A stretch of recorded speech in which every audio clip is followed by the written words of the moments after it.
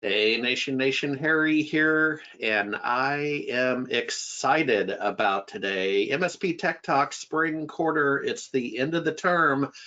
So we're going to have a drive-through graduation like they're doing on Saturday here at Bainbridge Island High School, where the kids drive through and get their diplomas. So everybody line up in your cars. I'll see you Saturday morning for a drive-through graduation. Who would have ever thought of it? Seriously. A little bit of housekeeping up front. Be sure to use the questions feature over in your control panel to ask your questions. And Jennifer Hallmark over in the radio control room will try to bring you on live to ask your question and have dialogue with us. We found that that's a much richer experience. Keep an eye on your inbox. Next Tuesday, we have, I think it's a pretty cool webinar actually, because it's my field of study. My field of study in grad school is project management. And next Tuesday, the 16th, we have a webinar on Microsoft Project for MSPs. And the reason that's significant is project management is a stable career path. It is a green, well, I don't know if I call it a green field. I mean, it's a mature business practice, but the point is, of the jobs that are in demand are typically project managers in IT, and there's reasons for that you can swoop down, come in, do a 6-month gig, 12-month gig, very specific, and then get out, and that's what you do. You're a project manager. Join us next Tuesday. Keep your eye on the inbox for that. The following week, 22nd through the 25th, we are supporting a small business conference that's being put on by a management consulting firm. Forgive me, I don't have the details in front of me. It's Revolution, and we will get you the details on that in the email as well. With that said, today's fun, and we're going to wrap up spring quarter. We are taking the summer off, and we will be back in the fall when we double click into the NIST cybersecurity framework. And by then, I promise I'll have my haircut. It's just been kind of hard to get out and about. But the prettiest man in show business in the MSP community did groom, and there's Alex in the UK. Alex, first, let me go to the intro slide. There we go. How you doing today? I'm doing good, thank you. All the better for the flattery. It gets you everywhere. Why don't you go ahead and introduce yourself to our community? You've certainly been a longtime member of the SMB Nation community, but who is Alex? Yeah, so I've been doing IT for just over 30 years. So I sort of did my graduate training with Ford in the UK. Then I started with Windows 1 at university, got through to Windows 3 when I joined the BBC. 10 years of corporate IT running BBC Education. That was my first company. And then 3 years of running another IT support services company for SMEs. And then years of consulting interspersed with a little stint as an IT director for a couple of years, and sort of London IT manager for the Olympics 2012 television company. So I've been around doing lots of different things, networks, databases, information, but I think, and project management, when you were talking about project, I remember learning project. Project is not a trivial product. You have to, you go deep with project. There's no other way. And yeah, I've done lots of things. What was the other notes I had? Just I kind of started programming when I was 11, basically, and then I got into machine code, 6502 processor, loads of other languages as well. Visual Basic back in 1991, Visual Basic 1. All the way through to C#, .NET, web services now. I mean, I look at Azure platform, and there's so much in it from a developer's point of view. It's massive. It's huge. So, well, you've done a tour of duty in our crowd. You've played nicely with SMB and SBS and some of the different over in the UK. SBS 2003 was an amazing product. It did us really well. It was really, really good. So yeah, but I've mostly been quite a lot in the kind of software configuring side of things, and I've only got into the Internet of things more recently. I'm almost like a raving convert. You know, for years didn't want to touch it, and then suddenly I get it. So Yep. yeah, that's All pretty right. much me. And that's yeah. Yeah, no, thank you for joining us. And Ryan Becker from Dallas, Texas, my drone guy. Folks, unfortunately, he just got called out about an hour ago on an assignment to go to a law firm and help them with their IT. So we traded notes. He sends his regards. And like I say, we're going to find fun where we find it. So let's talk about IoT. You know, Alex, I basically am just going to hand the talking stick over to you and have you just, you know, you've made it an area of interest in your professional world. Yeah. So what's the Well, story on IoT? okay, so firstly, when I was really cynical about it up until about 3 years ago, I just didn't like the phrase. It was too vague, didn't really summarize it, didn't really mean anything.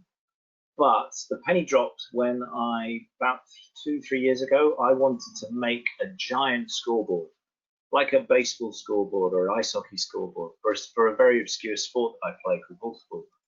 And I went about looking for the parts, and I discovered Arduino and Raspberry Pi, and I discovered that thousands and tens of thousands of people making stuff at home to solve particular problems.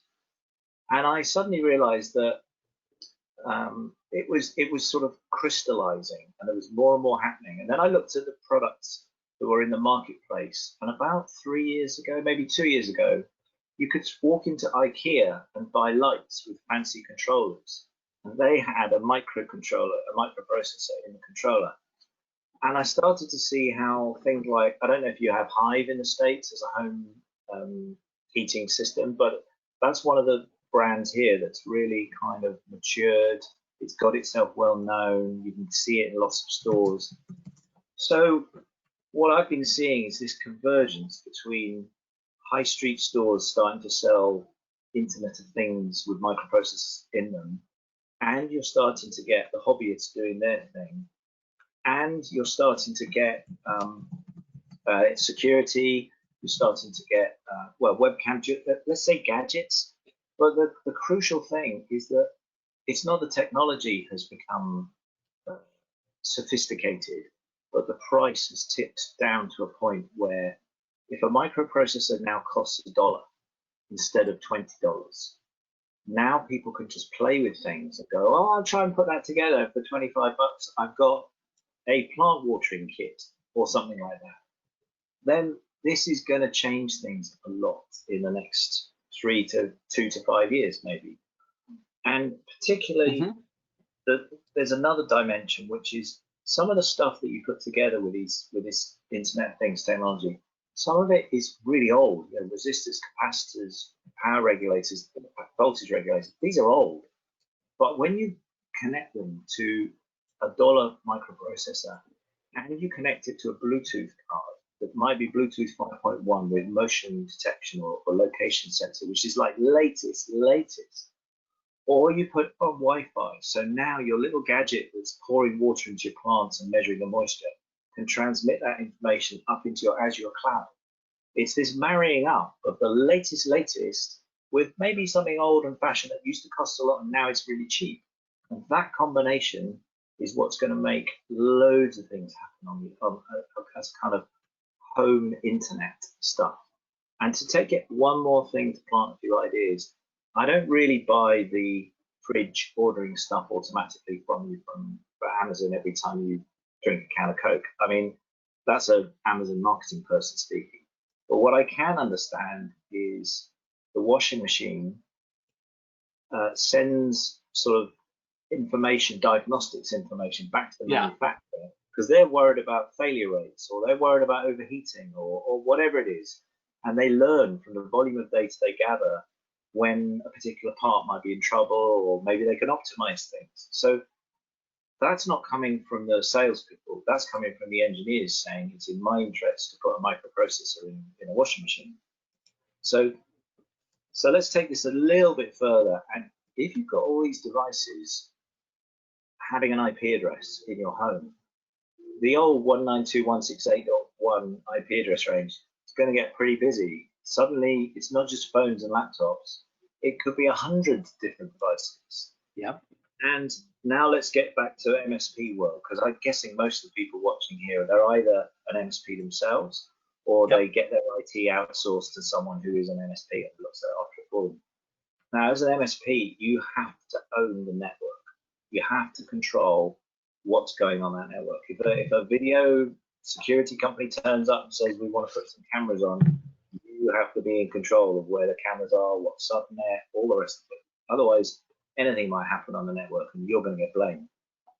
Let's transfer that to home, and you've got, on one side, you've got your laptops and maybe your phone, but let's say laptops doing banking, stuff that's really important.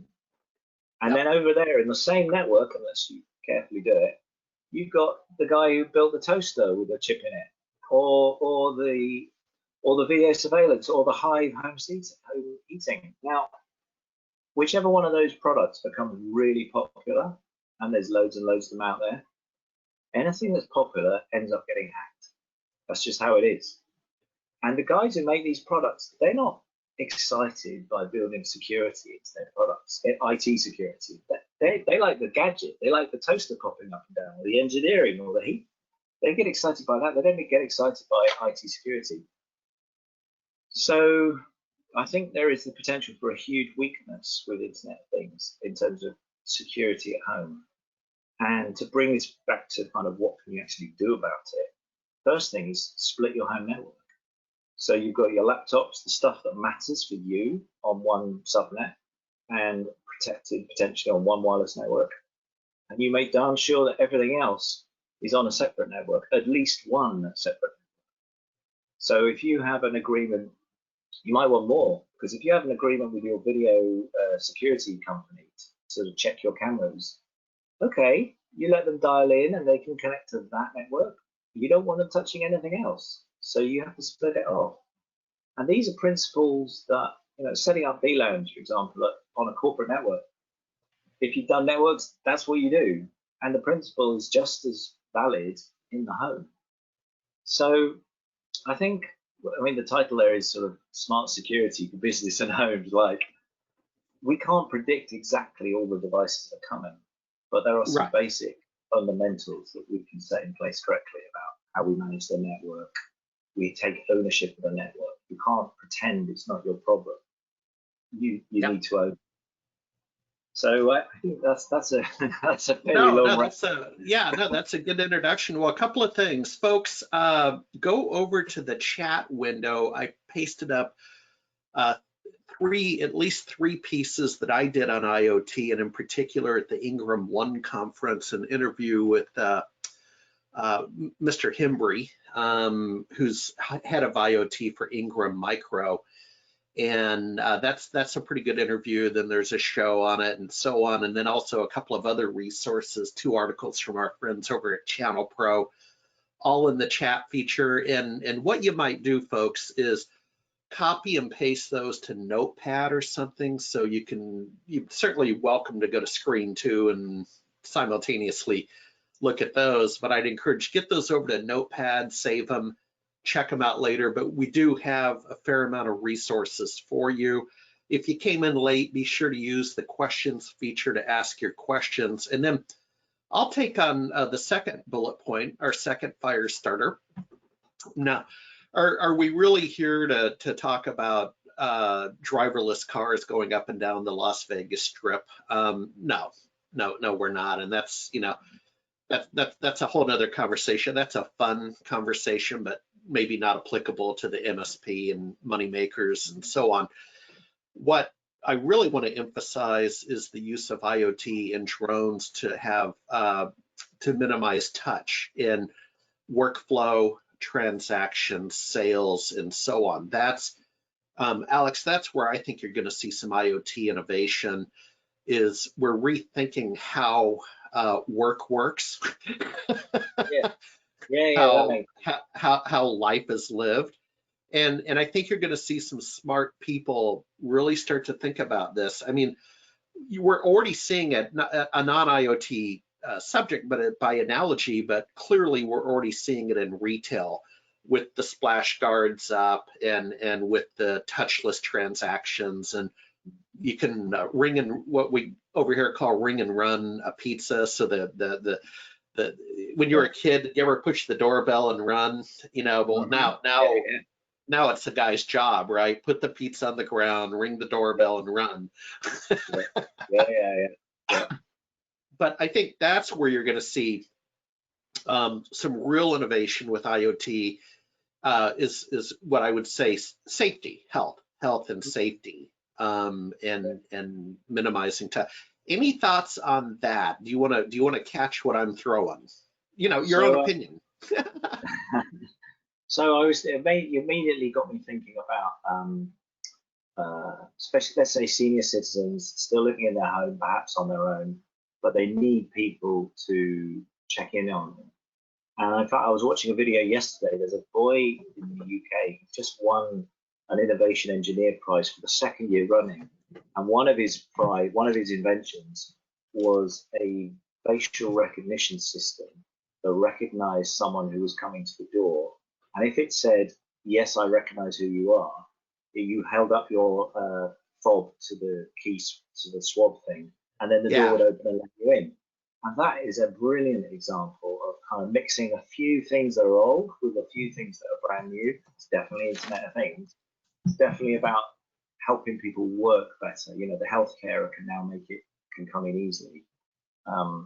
So that was a good example. And I was also going to go back, sort of to do with healthcare again, is things like his other invention actually is healthcare. His great aunt has, I think, dementia and is very frail. And he decided if she fell over, who would know?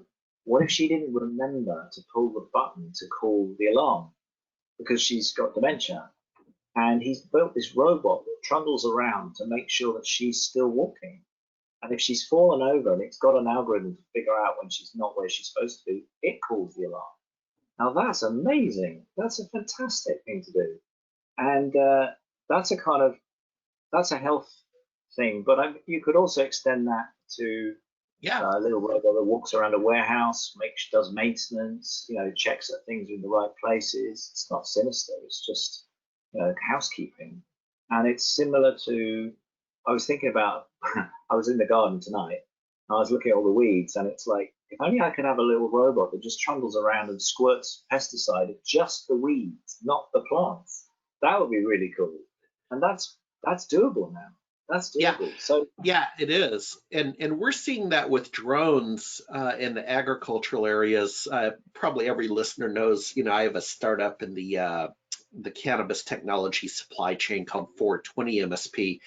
And what you're seeing with the large grows is exactly that. The way they can take care of the plants is with drones to either apply nutrients or insecticides. Now, insecticides in the cannabis vertical would be a very controversial topic because we do not want insecticides introduced into the supply chain, and it's actually a real issue in the test labs, molds, mildews, insecticides, and fertilizers.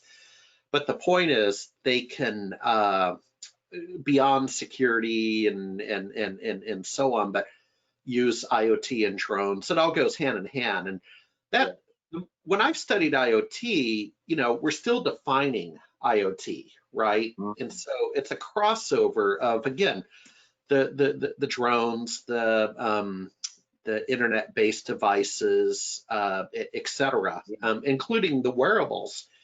And again, that's where I kind of give a nod to. I come at it from the healthcare point of view. But let's see if I can get that to. I've got one of the watches, right? Let's see how I did. Let's see how I did. And the point is the analytics that IoT generates, and I'm going to talk more about that in a minute. But for me, it's very valuable, right, to then go up on the site for the watch or the phone app for the watch and see what my sleep patterns are. How can I improve the quality of my sleep and so on? Now, talking about analytics, one of my friends was fairly senior in the Microsoft Azure division. He's since moved on and left Microsoft, but he had Azure IoT. So we get together for lunch, right? Okay. And he is excited about IoT with his Microsoft hat on because of one thing, Alex, consumption, right? So Azure makes money based on consumption. Yeah. What does IoT do? It generates a hell of a lot of data. Yeah. So he's loving. yeah. So that's why Microsoft is excited about IoT and has a fair amount going on in that area. And again, it's still a work in progress. You know, I always feel like on the consumer side, you know, you got the doorbell. Okay, you got the smart doorbell, that's kind of cute. You got the sound speakers, that's kind of cute. On the corporate side, still a work in progress, you know, still a lot of research going on, man. And I mean, the other example I have on the corporate side was, again, a former Microsoft exec, Stein Hendrickson. Stein was well known to this crowd back in the small business specialist community, the blue badge that we all had. Oh yeah, I have one of those. Yeah, he was on the worldwide team, and he's since moved on to John Fluke. Now, John Fluke is an instrument manufacturer. Alex, you and I would have known John Fluke back in the day with the yellow cable devices, the little handheld devices to troubleshoot cabling problems like coax cable and British naval connectors, B&Cs. Yeah. Now we're going back. Okay. Yeah. ArcNet. John Fluke has remained relevant because they're a leader in IoT. So for them, it was a natural act, right? They were already doing instruments, and IoT was a natural act. So what they get excited about, what Stein gets excited about, is healthcare. Back to healthcare as an example. But all those sensors on devices in a hospital and the HVAC and the lighting controls, it pays for itself, right? Just the efficiencies that they get from collecting the data, they can optimize their energy plans. Absolutely, and I can draw a parallel with sort of manufacturing industry. So when I was for my 2 years as an IT director, it was for a company that was building a plant to process ash from coal power stations. People can talk to me about that another time. But when I was talking to the equipment manufacturers of all the conveyor belts and the buffers and the valves and all this was about 11 years ago, and the price to have an internet enabled or an IP address enabled device was a little bit too much 10, 11 years ago. But now it'll be the standard. So every single pipe, every single valve, every single motor, every single switch will now be on the network. And as you say, back then they were trying to work to maintenance schemes based on statistical failure rates. So you'd replace something when statistically, based on the knowledge you had, you knew it was about to fail or it was likely to fail. But that could be so much tighter now because you've got live information all the time. So I think we're back to a lot of data is going to be generated. I understand why Microsoft and AWS are going to be desperate to get that into their cloud. Desperate. Yeah, and I remember the Microsoft guy in Azure IoT, Ben Brower. He would have been known to this audience. He was a big player out of Microsoft research with the response point phone system. Was one of his train stops in life. But when we had lunch, along those lines, one of the things we talked about, because I asked the same question, what's IoT? And he talked about, we looked around the Microsoft cafeteria, commercial kitchen, and to your point, Alex, what we can do is a lot better maintenance on commercial kitchen items like the big coffee makers, the freezers, and the so on by the monitoring of it, right? So we know that you need to go change the oil. Exactly. Right? It's due for an oil change. And well, I mean, say take a freezer. You're going to monitor the temperature in all the different corners of the freezer to make sure it's consistent. But you're also going to monitor the pump and make sure the pump is okay. You're going to make sure the flow of coolant is going okay. There's so much you could do it's kind of half in your interest and half in the customer interest. But we're back to being a lot of data.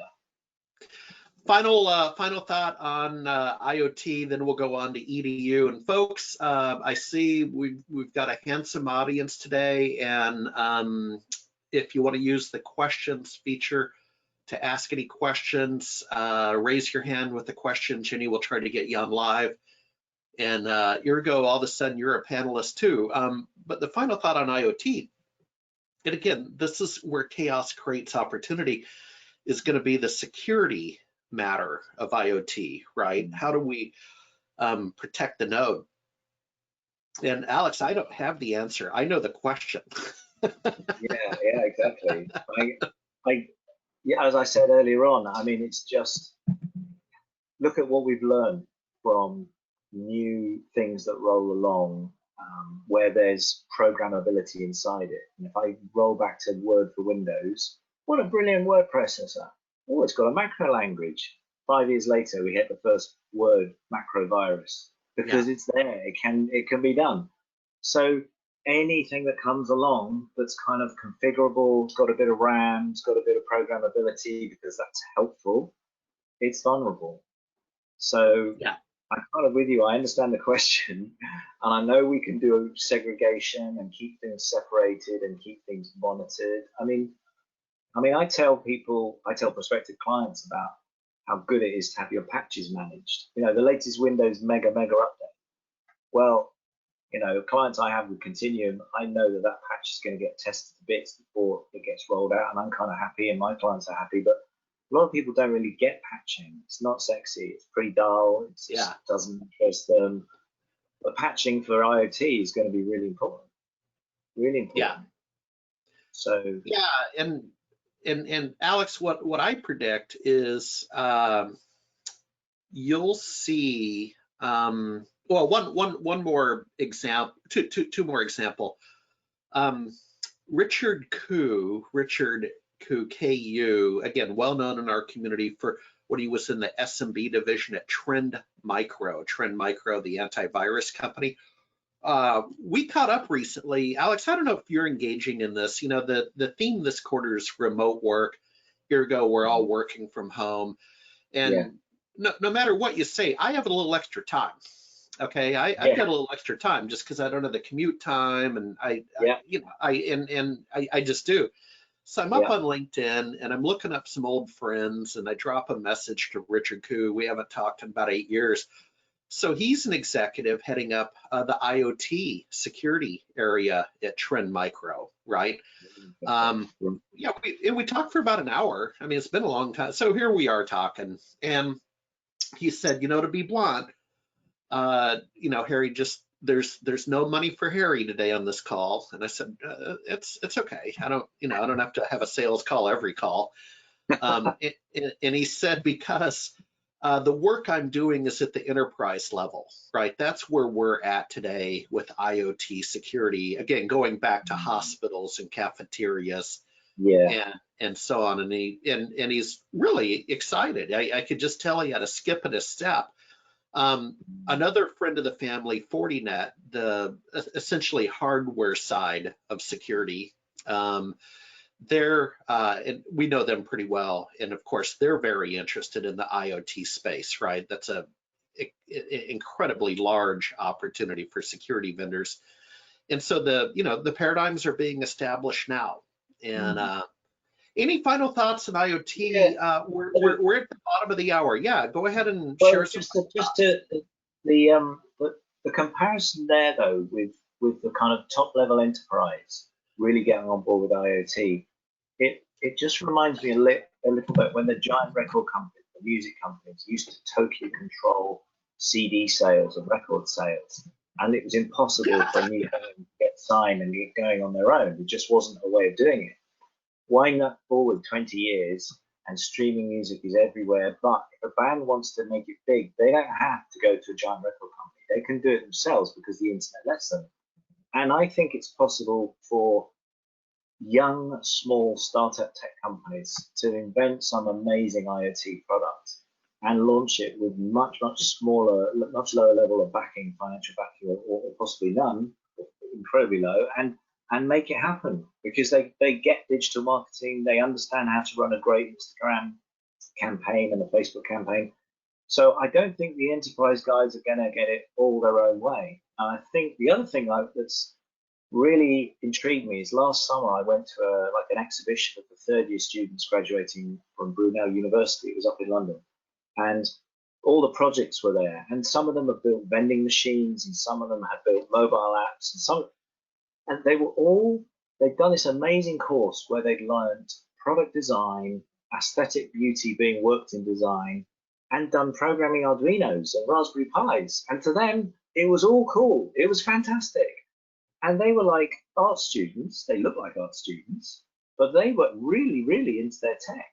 And they would talk about ESP32 Wi-Fi programming and stuff on one hand, and then they'd look at something and go, hey, look at the shape and the form of that. It's just beautiful. It's just right.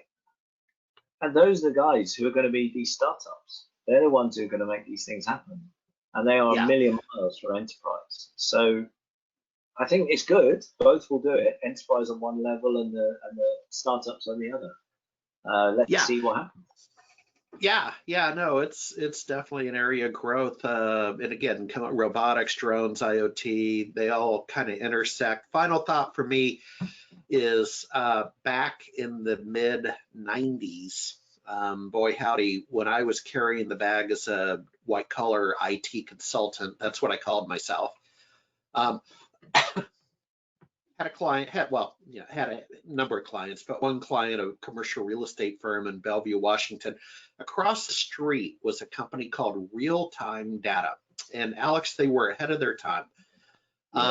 They were a startup, and they basically hooked in, my recollection, I'm sure they did a bunch of things, but the one I recall was they hooked into vending machines. So like every time a Coca-Cola sold, a can of Coca-Cola sold, it created traffic, and it was transmitted via modem back to the mothership, like the Coca-Cola distributor, because they could better manage their routes and inventory and reorder point and stocking and all that. So they were using a dial-up modem, and they were ahead of their time, because what people what the clients kind of realized later on is that data is not necessary. I don't need to know every time a can of Coke sells, right? The data becomes meaningless when it's just streaming across my screen. This is before we had the science of analytics, right? To make sense of that data. So this was a raw data feed, and the company was ahead of its time. I'm sure they got acquired. But the point is, Alex, today we have data science, right? So we would take that stream of data and not use a modem to get it, and then we would synthesize it to make better sense of, okay, what are we doing with all this data, right? And how does it help us make money? You know, it was an early play. They were they were headed in the right direction, as shall we. Here we go. So folks, you can ask any question at any time. So what I want to show you is EDU. And again, today's supposed to be a little bit fun.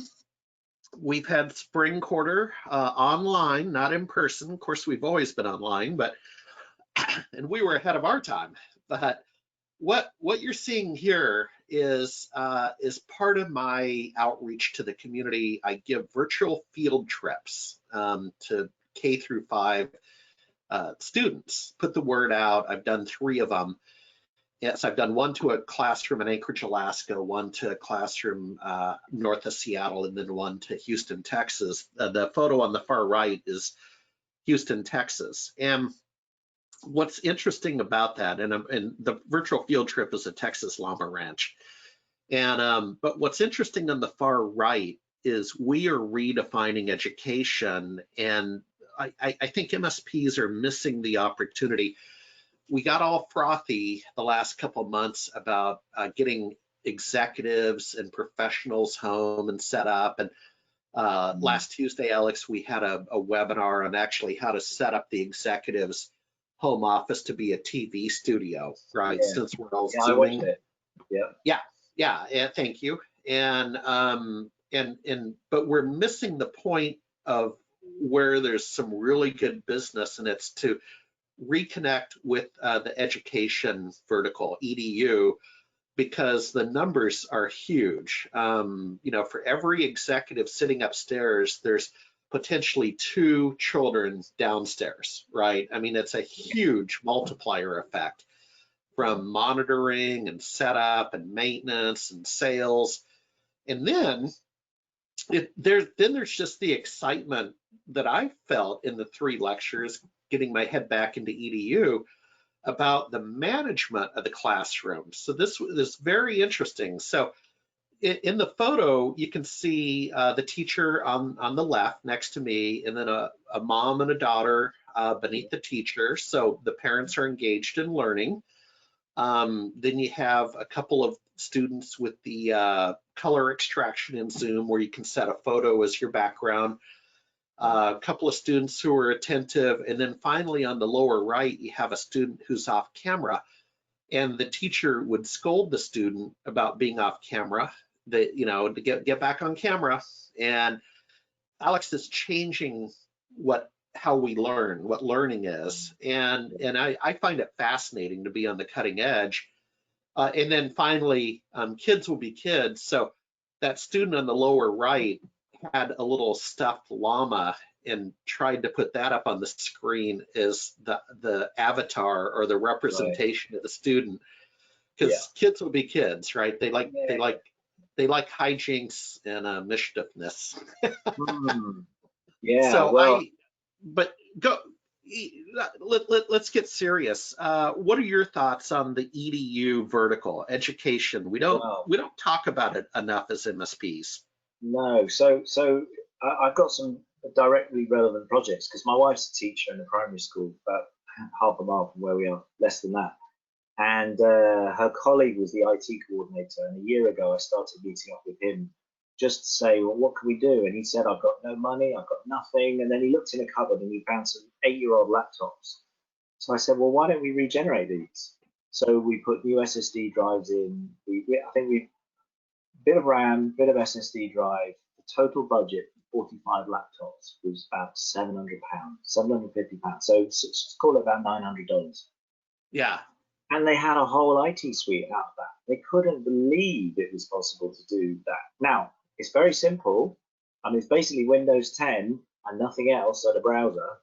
But guess what? Times change. Everything they need to learn is in a browser. They don't need local apps anymore. And how complicated is if a machine has a problem, the education coordinator, he just re-images it. That's it. It's simple. He doesn't try to fix it. He just re-images it. Like 15 minutes, it's working again.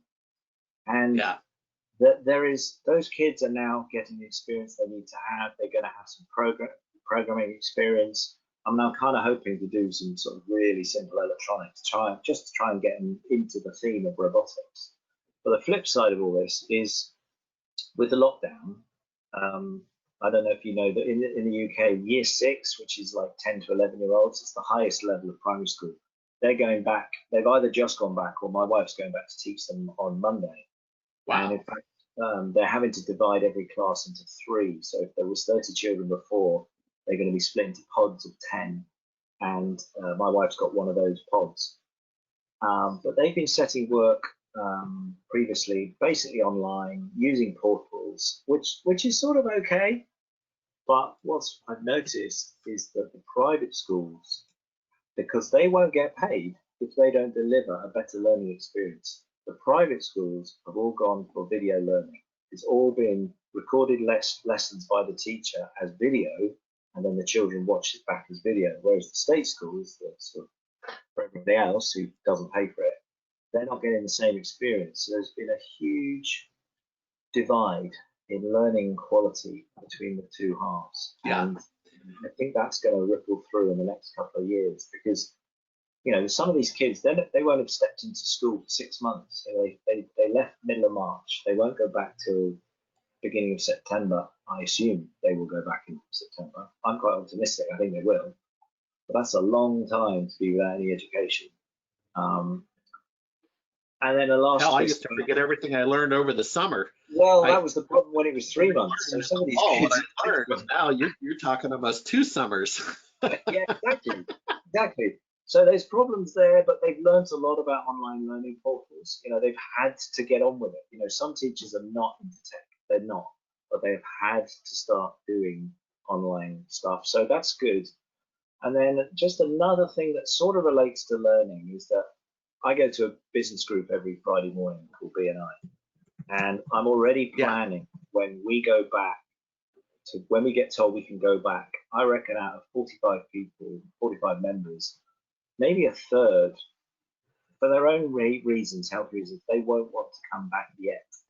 And so we're going to have to figure out how to make a Zoom work where 2/3 of the people are in the room and a third of the people are not. We can't penalize them if they're going to come back. We're going to have to make it work. So I've got a fairly clear idea. I think we're going to pass some phones around with sanitizer and have a few cameras positioned, but I think we can make it work. But again, the thing is, we're being dragged forward. We have to make it work. So the kids are in the classroom, they're learning new experience because they have to. The teachers are having to learn new techniques because they have to, because of what's happened this year. And even in the small, you could call it BNI is networking from my perspective, but interestingly, in India, it's considered education. So they have huge groups in India, 80, 90, 100 people. They're going to have to make it work. And so the sort of tech is going to be dragged forward by the people who need to make the tech work.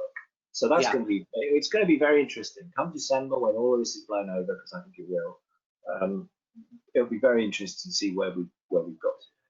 Well, it ain't going to be the same. I can tell you that. So folks, I put two more links up. I put Richard Koo's LinkedIn profile over in chat, so you can see what someone who's a fairly senior executive looks like, what his job, not physically looks like, but what his background looks like in enterprise IoT and security. And then I also put Blake Schwank's LinkedIn profile URL in chat. So Blake was part of our conference last week, and Blake is very interesting, from Colorado Springs, two corporate entities. The one corporate entity, Colorado Computer Support, is an MSP, and one of his niches is school districts, right? So that's one of the things he does. It's a 7-figure. It's a handsome business for him. And it's probably what I would call bread and butter. I don't think they make obscene profits because it's put out to bid. It's a regulated thing, but he meets payroll, right? Keeps the lights on, meets payroll. Then the other business that he does not list on the LinkedIn thing is his cannabis technology business, because, and Alex, this is important, he wants to keep those separate, right? If you're working with kids in a school district, that's one thing. And if you're supporting the legal cannabis industry, that's another. So I understand what he's doing, but the point is, we're not here to talk about cannabis. We're talking about EDU. And that's what it looks like for someone that's built a handsome MSP practice with one of his niches being education. Let's move on. And this is where Ryan Becker was planning to join us. I'm standing next to Ryan. I'll make a couple of comments about drones. I think drones are fun. I don't really have a business speech about them. I read the same stuff y'all do about, Amazon's going to drop my package and that kind of thing. But what we did, and he does work with companies on drone technology. So he's a hobbyist, right? And he's got an expensive drone, and he'll work with companies on it, like real estate agents and real estate brokers who want to film the property, to make a sales video. He gets paid, so he's making money. What we're doing here is we're in a parking lot outside the hotel in Dallas, Texas, where the March 3rd, March 4th Channel Pro workshop was in person. That's significant for a couple of reasons. It is the last event I went to about March 4th. I mean, we kind of knew, they were already talking about, the pandemic, but it wasn't a reality. Then it quickly became a reality. That's the last event I went to, and I'm going to offer, many of us in the industry did. But what we did with the drone is he has a camera with the stabilizer. I'm going to call it a swivel, but I think is it called like a bivel or something? But there's a little thing that makes the camera stable while the drone is, Gimbal. you know, a gimbal. Yeah. Thank you. And he flew it, you know, over the top of a 20-story hotel we were in, and it to me raised some privacy issues. Now Ryan's an upstanding man, but you know where I'm going with this is you're flying a drone with a camera up hotel windows. That's an issue. That's an issue, and I'll let you respond to that. And then he went out on the freeway. You know, this drone had range, man, and it also has smarts, like it knows when it's starting to get to the edge of its, you know, how far it can go, and it won't go further. And then it also comes home if the battery starts to hit a certain point.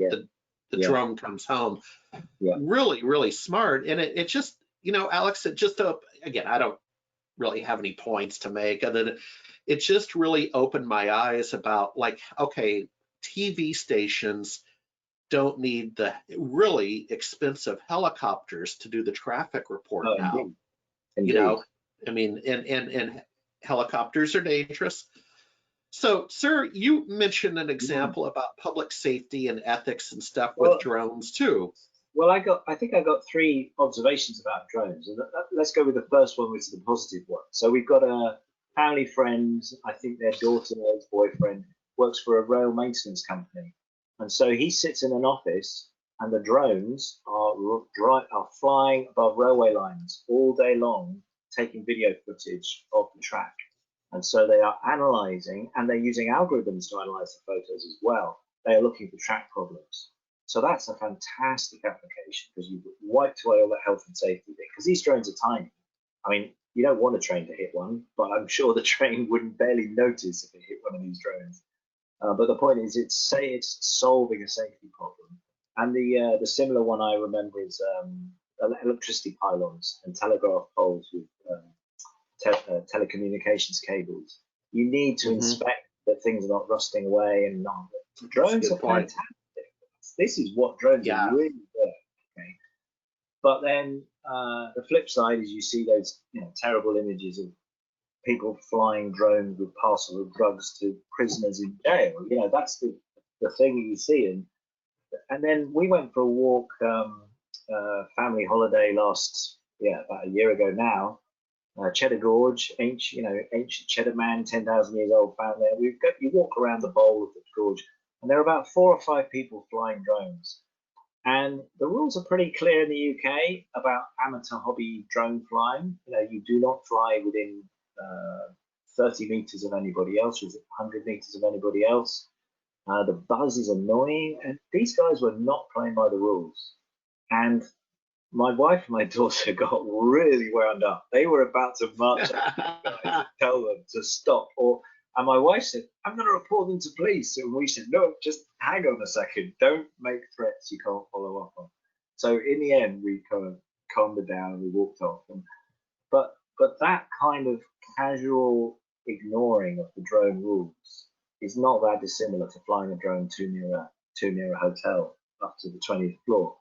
And that needs to be figured out. That needs to be sorted out. I mean, we did come up with a pretty easy thing, which is the National Trust is an organisation in the UK that owns a lot of land around the coastline, all the picturesque stuff, the really beautiful coastline and mountains, and they've been gifted over 100 years. Now, they could have a rule that says only 3rd Sunday of the month you can come and fly your drone. Everyone else, just so you know, there'll be a lot of buzzing on the 3rd Sunday of the month because there'll be drone flying day. But that's not a bad compromise. So as long as everybody knows what everyone's doing, it can be figured out.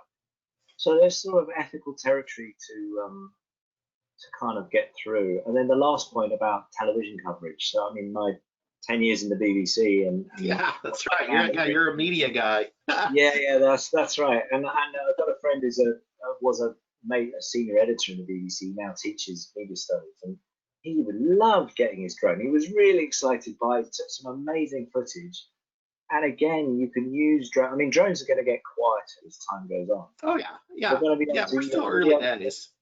Yeah, so you're going to be able to get nearer and nearer to nature without disturbing it. And again, we're sort of into Internet of Things here because data can be gathered. How many eggs are in a nest?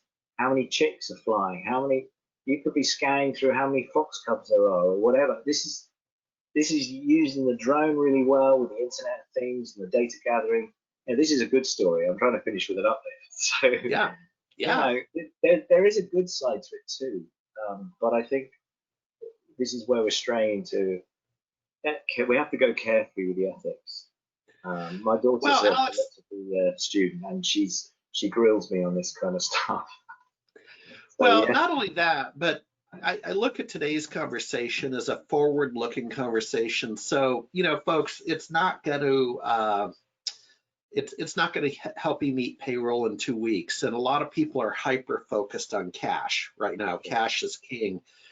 But don't forget to think strategically. I get it. I have pandemic brain and anxiety myself. And in fact, I was going to go drone shopping with Ryan Becker. I made myself $1,000 budget because I wanted to do it right. right. And he asked me yesterday, do you still want to get that drone? And I said, quite frankly, let's wait 6 months. It's not prudent for me to just go drop $1,000 on a toy. Okay.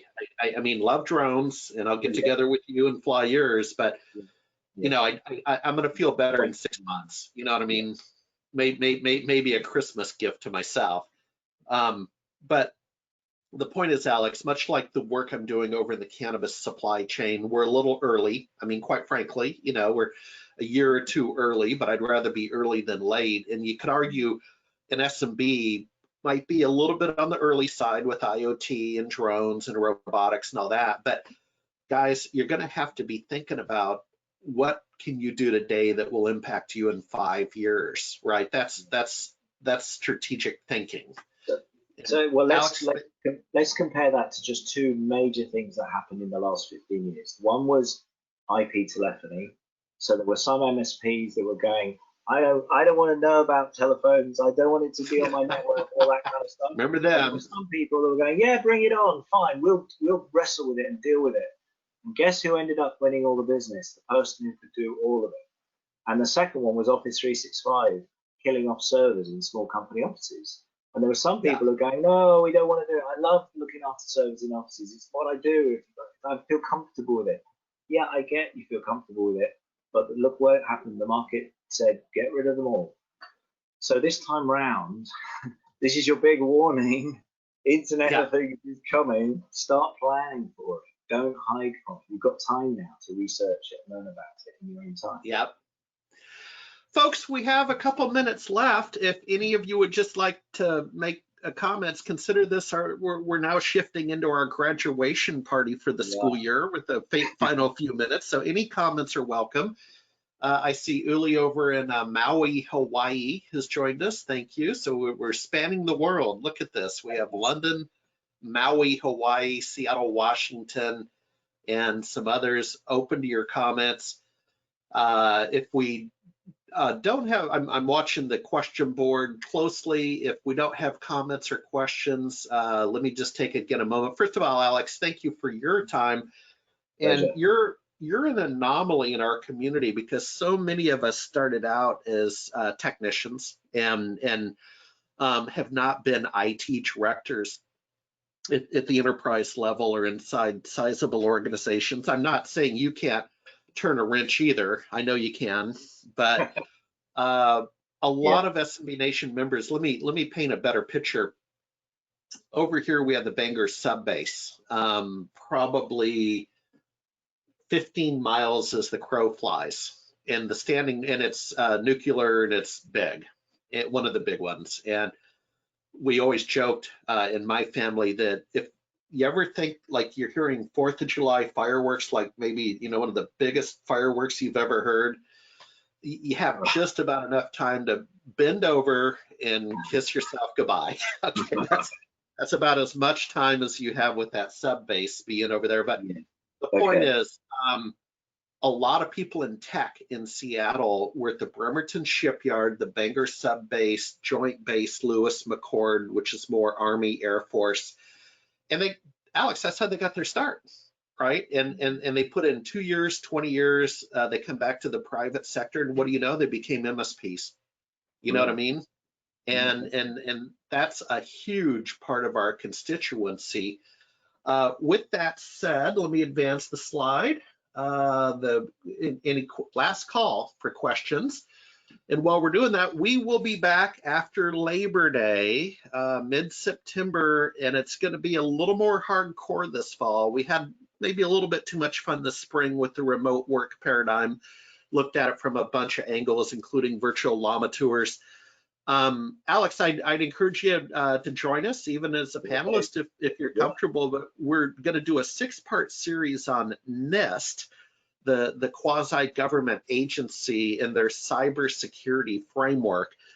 And I'm not that smart, dude. I mean, I need you because I can only go so deep with NIST. Okay, dude, I'm a talking head. I'm a talking head on TV. Okay. All right. Well, I'll do my best. Yeah, we can cover stuff. Yeah, okay. All right. Well, the deck's clear. Alex, hey, before you go, if I told you it's 1 p.m. on the West Coast in Seattle, I'm going to take a stab at it. Are you 9 p.m. in London? Yeah, 9 p.m. Yeah. Oh, and you know what? I forgot. I'll just have to hold it up. I was going to give you a beer. Remember we talked yesterday in rehearsal, and I wrote a sticky. And I have a Guinness downstairs, so consider this a rain check, okay? I owe you a beer, man. Okay, I'm going to keep it up. Well, this is the remainder of my beer from earlier on, so it's ended to. All right, thanks, Jenny, over in the radio control room. Folks, have a great summer. And don't forget, next Tuesday, a moneymaker with Microsoft Project for MSPs. You'll get notification. Take care. Bye-bye.